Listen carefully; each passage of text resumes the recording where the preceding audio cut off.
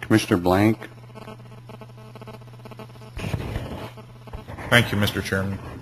Well, I appreciate all the reasons presented why this plan is necessary for the people of San Diego. I think the issues facing me as a commissioner is whether the project's in compliance with Coastal Act sections 30230, protection of marine resources, and 30231, biological productivity, which Commissioner Wan has covered both of those extensively, so I won't. But also 30233A, dredging of an estuary, and section 30253, energy use and greenhouse emissions. It's been about a half century since the state embarked on infrastructure growth of this scale. During that time, we built 20 state universities. We connected the state with 50,000 miles of highways for water resources, 34 lakes and reservoirs, 25 dams, 20 pumping plants, and a state water project to 700 miles of canals and pipelines. And now that the 2005 update of the California State Water Plan is reinvesting in our water infrastructure, we're re-engaging the private sector as our partners in this effort. And I think this project's an example of that. I personally think public-private partnerships could be good for everyone. However, in the U.S., only 15% of the population buys water from privately owned utilities. I think we're about to find out the consequences of putting water, historically thought of as part of the public trust, into private hands for a major metropolitan area. It took decades to understand the consequences of spanning the state with concrete and building nuclear power plants on the coast. And as we found out when we deregulated electricity in California, there are risks when you put pricing for critical services onto market rules. In this case, we're going to depend on the PUC and the regional water boards to manage these rules.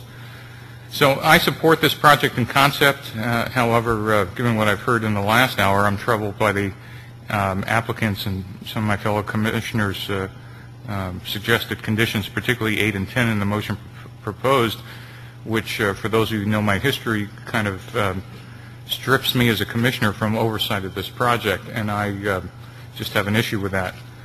Hopefully, after my questions, which I am going to follow with this, and some conditions I want to propose, I could support this proposal.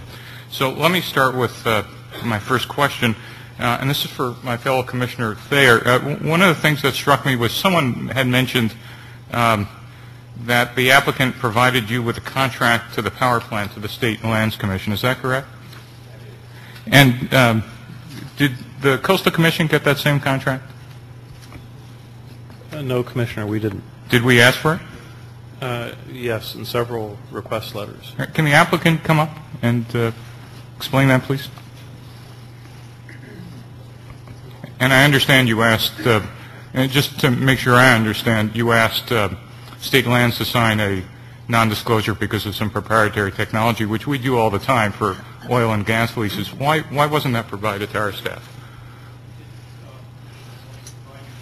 Could you speak into your microphone? It's not on. I think it's on. No.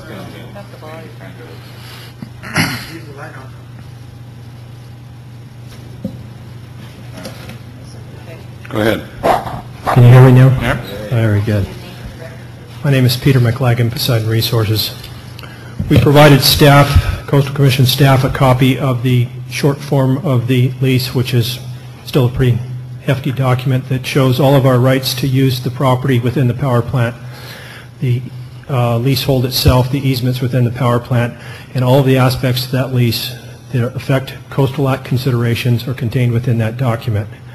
The interests of the state lands transcended that level of information. They needed information that got into the business arrangements between us and the power plant because it affected our ability to use the state property, specifically the intakes. So we shared that part of the document that was considered proprietary with the Lands Commission under a confidentiality agreement. So I'm still confused in the answer. You decided that you didn't want to provide information requested by our staff? We gave your staff the information that they requested that was applicable to... But who made that decision whether it was applicable, you or them? We did. Thank you. And then is the representative of the construction team still here, or any of the contractor who's actually going to be building the facility? Can the applicant, is that, great.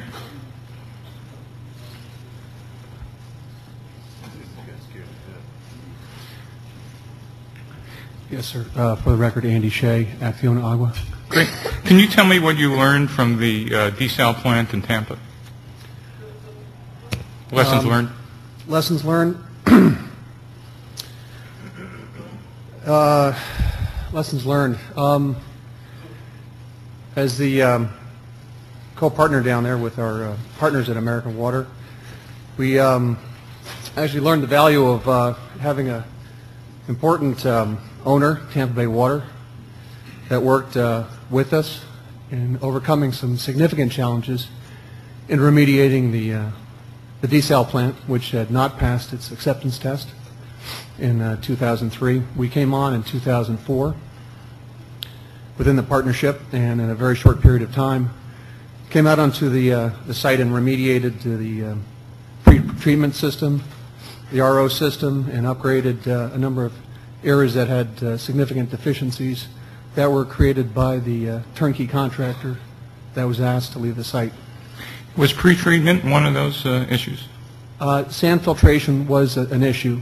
That's correct. Was it to do with the static mixer or the baffle wall?